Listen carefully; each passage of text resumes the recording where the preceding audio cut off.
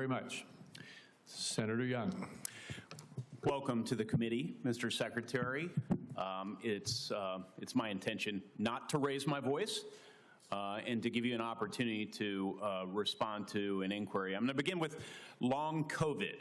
It shouldn't be a surprise to you. During each of our meetings, we've discussed my interest in making sure our government does its part to address this challenge, which afflicts, by most recent estimates, over 20 million Americans.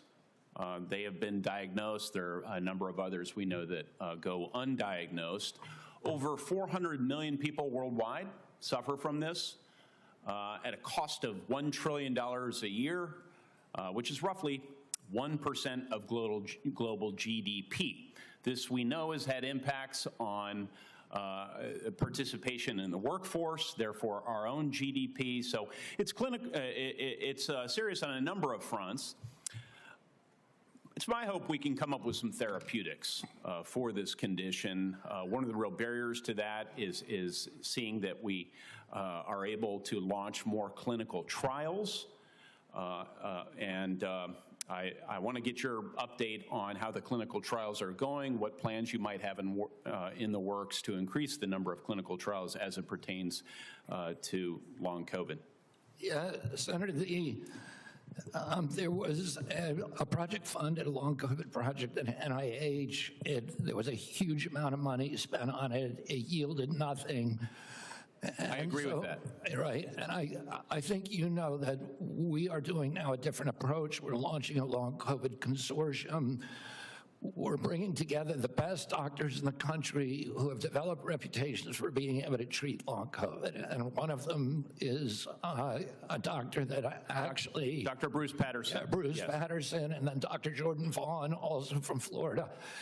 There's a number of them who are doing spectacular things where patients are reporting extraordinary progress. We want to get them all involved, all in one room. We want to identify the protocols that are working.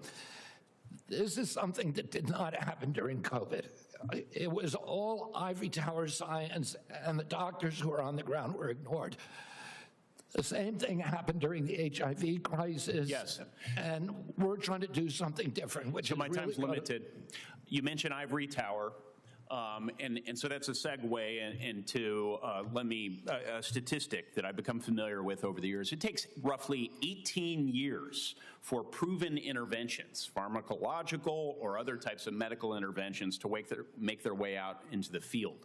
If we assume, I think a conservative estimate, 12 to 15 years until we have any really acceptable therapeutics for a long COVID, that's a cheerful estimate. Plus the 18 years until it finds its way into clinical practice, people roughly my age will pass. Actuarially speaking, they will pass before there's any acceptable therapeutics. So we need to accelerate our current activities. Can you give me a couple of things you're going to do to ensure that we accelerate our development of therapeutics? I mean, the best solution is the same kind of solutions that we should have been pursuing during COVID, which is off-the-shelf approved drugs for that are there already. Yes. So you don't have to go through. It was recently reported that all the major pharma companies, I'm sorry if there's one good student exception, are serving as barriers to clinical trials. That is, how can they repurpose? It is bizarre that that's happening. Okay, you're the Secretary of HHS. Will you be cracking down on this lack of cooperation? Yes. Thank you. Yes. Thank you so much. Will you also be exploring research partnerships with other countries, seeing as I've established this is a global challenge? Yes. Okay. And that's what we should have done during HIV. It's what we should have done during COVID. Yes. Will you also be exploring whether ARPA-H, which has different research protocols than NIH, NIH is very good at what they do, but it takes them a really long time to prove things because of their rigorous process. ARPA is more practical, right? And so one could imagine ARPA-H tackling this challenge. Will you be encouraging? We're absolutely open to that, Senator. Okay.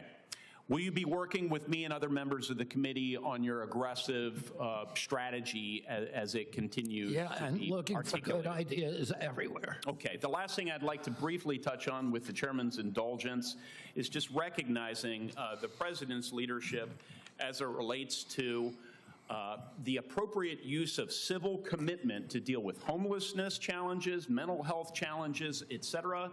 He's taking a look at these practices. This can be a difficult conversation for so many of us, but I think it is worth considering whether government can play a more assertive role in helping people off the streets who have serious mental illness get off the streets, receive the sort of treatment they really need to be healthy.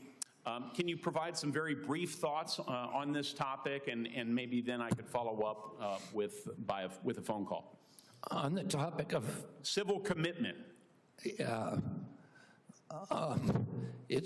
We can follow up, it's Mr. mainly Secretary. happening in the States, so I want to hear your ideas on it if there's something that you think. Yeah, I think the president said, you know, we ought to take a look at it. If there's somebody in 20-degree below zero temperatures consistently in Washington, D.C., and they're believed to perhaps have mental health challenges, might we consider how to offer them care and in And, you know, in a there's controlled setting rather than allowing them to freeze to death? Might that be humane as we reconsider perhaps application of our the two of you laws? could follow up on that with each all right. And Mr.